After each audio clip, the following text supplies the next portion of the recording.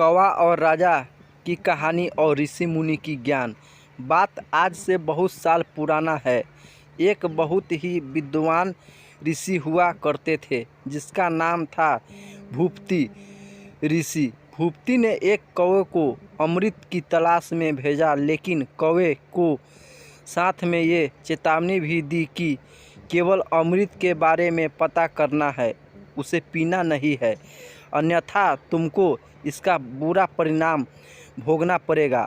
कौवे ने हामी भर दी और उसके बाद सफ़ेद कौवे ने ऋषि से विदा ली। एक साल के कठोर परिश्रम के बाद कौवे को आखिर अमृत के बारे में पता चल गया।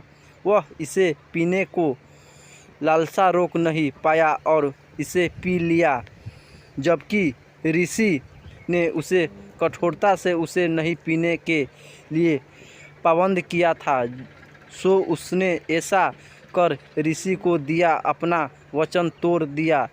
पीने के बाद उसे पछतावा हुआ और उसने वापस आकर ऋषि को पूरी बात बताई। तो ऋषि ने सुनते ही आवेश में आ गए और कौवे को श्राप दे दिया और कहा, क्योंकि तुमने अपनी पवित्र चोंच से अमृत की पवित्रता को ठेस किया है, इसलिए आज के बाद पूरी मानव जाति तुमसे घृणा करेगी और सारे पक्षियों में केवल तुम होंगे जो सफ़ेद सबके नफ़रत भरी नज़रों से देखे जाएंगे। किसी अशुभ पक्षी की तरह पूरी मानव जाति हमेशा तुम्हारी निंदा करेगी। अमृत का पान किया है, इसलिए तुम्हारी स्वाभाविक मृत्यु नहीं होगी और बीमारी भी नहीं होगी और तुम्हें वृद्धावस्था भी नहीं हो जाएगी।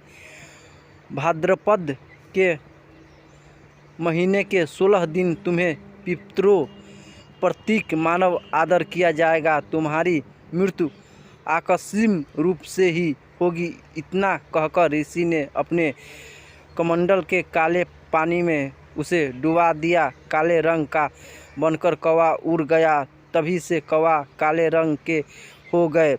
इसके बाद से कौवे ने हमेशा ही के लिए अपनी मनमानी करना बंद कर दिया और सही दिशा की ओर ही चलना सही समझा। एक पेड़ पर मोरा और कौवा रहते थे। अगर हम मोर की बात करते हैं, वह बहुत ही शांत रहता था, वह किसी को परेशान नहीं करता था। मगर हम कौवा की बात करते हैं, वह बहुत शैतानी करता था, जबकि वह दोनों एक ही पेड़ पर रहता था, इसलिए दोनों की दोस्ती भी हो जाती थी। और यह भी कह सकते हैं, जब दोनों साथ में रहते हैं वो दोस्त बन जाते हैं। उस दिन वह मोर कौवा से कहता है, अगर तुम शैतानी करना बंद कर देंगे तो बहुत अच्छा होगा।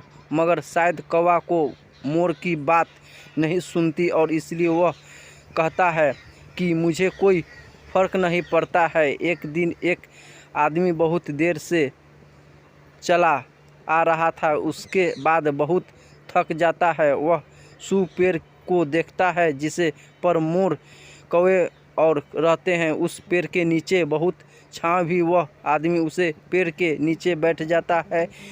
अब वह लगता है कि जब हम तक बहुत तेज़ धूप है, इसलिए वह थोड़ी देर आराम करने लगता है। उसे नींद आ जाती है। उसके बाद वह कौवा देखता है कि अब उसे शैतानी करने का मन करता है। वह आदमी को परेशान करने लगता है। जब आदमी उठ जाता है, वह कौवा उड़ जाता है। उसे आदमी की नज़र उड़ मोर पर जाती है जो कि आराम कर रहा था। वह उस मोर पत्थर फेंकता है, उससे मोर घायल हो जाता है। उसे बहुत दर्द होता है। वह कहानी हमें सिखाती है, जिसके साथ में हम रहते हैं, अगर वह अच्छा नहीं है तो हमें भी अच्छा नहीं मान जा सकता है, क्योंकि जैसे हमारे दोस्ती होते हैं, अगर वह अच्छे नहीं है तो हमें कोई भी अच्छा नहीं मान सकता है। इसलिए हमसे अच्छे दोस्ती बनाना चाहिए।